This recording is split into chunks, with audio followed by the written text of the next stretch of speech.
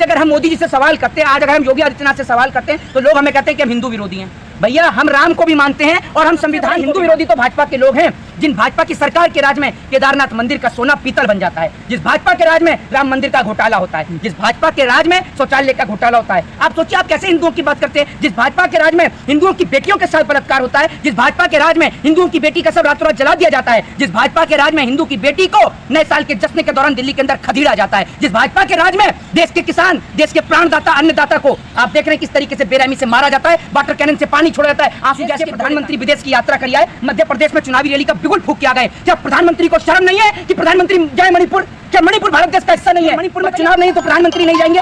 प्रधानमंत्री वंदे मातरम ट्रेन को, वंदे भारत ट्रेन को हरी झंडी दिखाते हैं। देश के प्रधानमंत्री जी आप पसमानदा मुसलमानों की जाति बताते हैं। देश के प्रधानमंत्री मस्जिद के अंदर घुसते हैं, मिस्र की मस्जिद में। क्या प्रधानमंत्री के पास इतना समय नहीं कि मणिपुर चल जाए उसको देख ले? कोई पूछे प्रधानमंत्री नरेंद्र मोदी जी से कि जिन आप हिंदुओं की बात करते हो, उनके मंदिर में जाते हो तो बड़े कैमरे शैमरे लेके जाते हो, मिस्र की मस्जिद में काहे गए? भाई आप तो कहते हो हिंदू राष्ट्र बनाएंगे, तो मिस्र की मस्जिद में काहे गए? क्योंकि आप सिर्फ आम जनता को लड़ाने का काम करते हो। इनको ये नहीं पता होगा कि हमारे धर्म में लोगों को कैसे बांट रखा है। हम मुसलमानों की जाति बता रहे हैं और मुसलमानों की इतनी जाति बता रहे हैं कि मुझे तो यही लग रहा है कि मोदी जो कहते थे मैं पठान का बच्चा हूँ, अब समझ में आ रहा है। जाति जबरदस्त है कि अमेरिका में ऐसी इंग्लिश बोली कि अमिताभ बच्चन भी नमक हलाल वाले देखकर शर्मा गया होगा कि तो मेरे से जबरदस्त कॉमेडी कर, बेटी बचाओ बेटी पढ़ाओ। मैं कहता हूँ पहले प्रधानमंत्री पढ़ाओ और देश बचाओ। मौसम में उत्तर प्रदेश की कानून व्यवस्था पर फिर एक बार उंगली उठी क्योंकि चंद्रशेखर आजाद जो कि भीम आर्मी चीफ हैं, उनके ऊपर हमला हुआ है। देखिए मैं आपको बता दूं कि ये बहुत ही निंदनीय घटना है और उत्तर प्रदेश के लॉ एंड ऑर्डर पर, उत्तर प्रदेश की कानून व्यवस्था पर ये सीधे सवाल उठाती है। जिस तरीके से भीम आर्मी चीफ चंद्रशेखर आजाद के ऊपर फायरिंग हुई, क्या आज उत्तर प्रदेश के अंदर या कहीं पर भी कोई व्यक्ति भाजपा के खिलाफ नहीं बोल सकता? जिस तरीके से लगातार भीम आर्मी चीफ चंद्रशेखर आजाद का वर्चस्व बढ़ता जा रहा है, लगातार डे बाय डे ऊपर बढ़ता जा रहा है, जिसको देख भाजपा बौखलाहट में पड़ गई है। क्योंकि एक नई पार्टी बनाने वाला नौजवान साथी जिसने आपने देखा कि बहुत ही कम समय में बहुत बड़ी ऊंचाई को हासिल कर लिया है, जिसको देख शायद भारतीय जनता पार्टी के नेताओं के कलेजे की दिल की धड़कन रुक गई है, जिस कारण भीम आर्मी चीफ चंद्रशेखर आजाद के ऊपर फायरिंग होती है। और वो उस फायरिंग के दौरान बाल बाल बचे हैं, क्योंकि उनके साथ लाखों करोड़ों नौजवानों की उनके साथ में दुआएं हैं, लाखों करोड़ों माताओं की दुआएं उनके साथ है, जिन दुआओं ने भीम आर्मी चीफ चंद्रशेखर आजाद को बचाने का काम किया। लेकिन ये घटना बहुत ही निंदनीय घटना है और मैं इस घटना का कड़े शब्दों में विरोध करता हूँ। दिल्ली में भी चंद्रशेखर आजाद के जो समर्थक जब अमित शाह के घर के बाद घेराव करने आए तो उनको भगाया गया बहुत बुरी तरह से। देखिए ये तो आज इस देश का सबसे बड़ा दुर्भाग्य है कि बाबा साहब का संविधान, उसको तार तार करने का काम भाजपा करती है। इस देश का संविधान हर एक व्यक्ति को प्रोटेस्ट करने की, प्रदर्शन करने की आज़ादी देता है, लेकिन इस देश का दुर्भाग्य देखिए कि मौजूदा शासनकाल में बैठी सरकार जिसने लोगों की आवाज़ को बंद करने का काम किया है, लोकतंत्र को जो है वो हटाने का काम किया है और लोकतंत्र के जो अधिकार हैं उनका हनन करने का काम किया है। कहा जाता है कि भारत एक लोकतांत्रिक देश है, लेकिन जिस लोकतांत्रिक देश के गृह मंत्री लोकतंत्र वाले लोगों की बात ही ना सुने, जब मणिपुर वाले लोग पहुंचते हैं गृह मंत्री के घर के बाहर तो गृह मंत्री उनकी बात नहीं सुनते हैं, जब चंद्रशेखर आजाद के ऊपर फायरिंग होती है तो उनके लोग वहां प्रदर्शन करने के लिए पहुंचते हैं तो भी नहीं सुनते हैं। मैं आपको बता दूं कि आज उत्तर प्रदेश की स्थिति बद से बदतर है।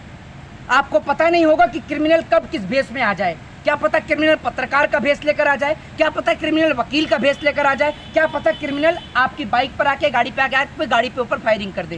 आज उत्तर प्रदेश की जिस तरीके से देश के गृह मंत्री, देश के प्रधानमंत्री कहते थे कि भैया उत्तर प्रदेश में रात को 12 बजे भी बहन बेटियां गहने जेवर पहनकर निकल सकती हैं, ये स्थिति है कि लोग बिना गहने जेवर के घर से बाहर नहीं निकल सकते। क्या आज उत्तर प्रदेश के अंदर या देश के अंदर सिर्फ जो मोदी जी की तारीफ करेगा, योगी जी की तारीफ करेगा, बस वही रहेगा? क्या विपक्ष की इस देश में कोई जरूरत नहीं है? ये बताइए। आज अगर हम मोदी जी से सवाल करते हैं, आज अगर हम योगी आदित्यनाथ से सवाल करते हैं, तो लोग हमें कहते हैं कि हम हिंदू विरोधी हैं। भैया हम राम को भी मानते हैं और हम संविधान को भी मानते हैं, लेकिन आप हमें हिंदू विरोधी क्यों करारते हैं? सबसे बड़े हिंदू विरोधी तो भाजपा के लोग हैं, जिन भाजपा की सरकार के राज में केदारनाथ मंदिर का सोना पीतल बन जाता है, जिस भाजपा के राज में राम मंदिर का घोटाला होता है, जिस भाजपा के राज में शौचालय का घोटाला होता है। आप सोचिए आप कैसे हिंदुओं की बात करते हैं, जिस भाजपा के राज में हिंदुओं की बेटियों के साथ बलात्कार होता है, जिस भाजपा के राज में हिंदुओं की बेटी का सब रातों रात जला दिया जाता है, जिस भाजपा के राज में हिंदू की बेटी को नए साल के जश्न के दौरान दिल्ली के अंदर खदेड़ा जाता है, जिस भाजपा के राज में देश के किसान, देश के प्राणदाता, अन्नदाता को आप देख रहे हैं किस तरीके से बेरहमी से मारा जाता है, वाटर कैनन से पानी छोड़ा जाता है, आंसू गैस के गोले ताके जाते हैं। लेकिन कहा जाता है उत्तर प्रदेश में दूरबीन से भी क्रिमिनल नहीं दिखाई देते। भैया उत्तर प्रदेश में आप दूरबीन की बात कर रहे हो, आपको सड़क पर देखा नहीं? जब आप सोचिए कि उत्तर प्रदेश के अंदर विपक्ष के नेता सुरक्षित नहीं है, तो आम जनता की सुरक्षा की गारंटी कौन लेगा? जरा मुझे इस सवाल का जवाब।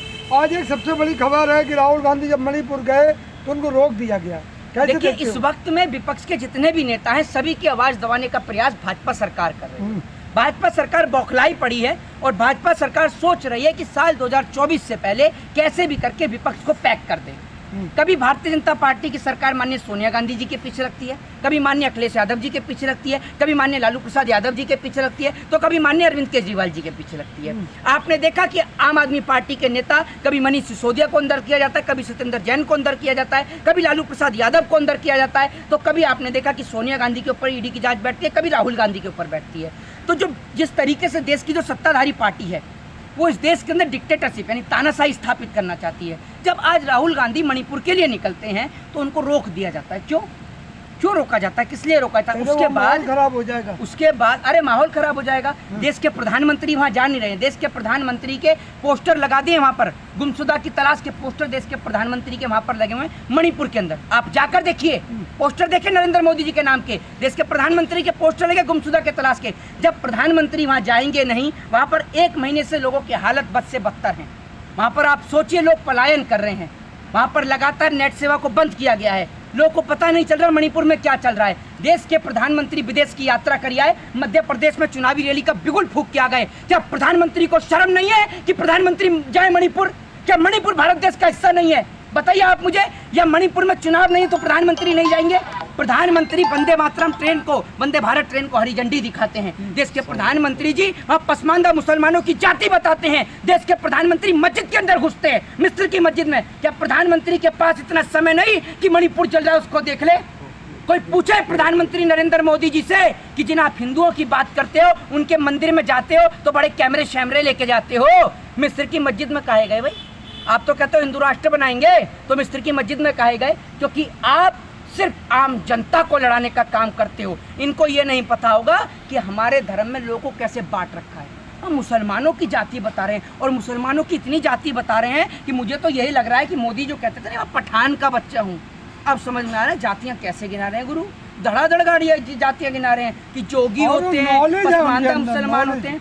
नॉलेज तो हमने देख ही ली है, नॉलेज देखी नहीं कैसी नॉलेज है उनकी। नॉलेज इतनी ज़बरदस्त है कि अमेरिका में ऐसी इंग्लिश बोली कि अमिताभ बच्चन भी नमक हलाल वाले देखकर शर्मा गया होगा कि ये तो मेरे से ज़बरदस्त कॉमेडी कर रहे हैं मोदी जी वहाँ पर। पॉलिटिकल वायर क्या होता है? पॉलिटिकल वायर कोई बताएगा? 2 टेलीप्रॉम्प्टर लगे होने के बावजूद जब देश के प्रधानमंत्री एक देश के प्लेटफॉर्म पे, इतने बड़े प्लेटफॉर्म पे खड़े होकर सही बात ना बोल पाए तो क्या कहेंगे? एक नारा था बेटी बचाओ बेटी पढ़ाओ। मैं कहता हूँ पहले प्रधानमंत्री पढ़ाओ और देश बचाओ। अरे टंग स्लिप नहीं, पहले प्रधानमंत्री को पढ़ाओ। आज अरे टंग स्लिप कहाँ? हर जगह टंग स्लिप है, हर जगह टंग स्लिप कह देंगे। 2 टेलीप्रॉम्प्टर लग रहे थे। पॉलिटिकल वायर बोला है उन्होंने, समझ रहे हैं? ऑब्जेक्टिव वायर तो सुना भी है पूरे देश ने। पॉलिटिकल वायर क्या होता है जरा आप ही समझा दो। आप तो मोदी जी की बोला मैंने सुना है। नहीं तो क्या है? क्या है पॉलिटिकल वायर? छोटी मोटी मिस्टेक है। ये छोटी मोटी मिस्टेक है। वो गर्ल्स को लेकर क्या बोला है उन्होंने? क्या बोला है गर्ल्स को लेकर? कह दो वो भी छोटी मोटी मिस्टेक है। इतनी भक्ति में लीन मत होइए। मुझे पता है आपके घर का खर्चा चलता है मोदी जी से, ठीक है ना, हमारा नहीं चलता है। हमें मत सिखाइए आप ये सब चीज़ें कि छोटी मोटी मिस्टेक है। मैं कहता हूँ बोले प्रधानमंत्री को पढ़ाओ, क्योंकि आप तो पढ़े लिखे हैं नहीं, तो आप तो चाहते हैं कि अनपढ़ प्रधानमंत्री चले। खाली प्रधानमंत्री को टारगेट करते हो सारे दिन। तो किससे पूछूं? जो बाइडेन से जाके सवाल पूछूं? जो बाइडेन से सवाल पूछूं?